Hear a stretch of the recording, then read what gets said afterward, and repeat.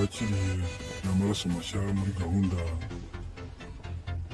ya RDF yo gukora igisirikare cy'umwuga ngo tubashe kurangiza inshingano zacu neza, cyane cyane izo kurinda umutekano w'igihugu cyacu. Uyu munsi wanshimishije cyane kuba ninjiye mu ngabo za RDF. Ni ibintu biduhesha ishema n'abantu baba baremeye kubininga. Tumaze igihe hano kinini kigera ku mezi 9 dukora imyitozo. Ari ibintu bigoye ariko bisaba kugira endurance nakihangana. Buri umwe uyanunda ko yagize kwihangana gukomeye akaba abashije kurangiza iyi training.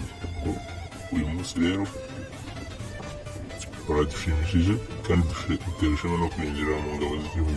Tugomba gushyiramo imbaraga no gukomeza kugira discipline. Cya kabiri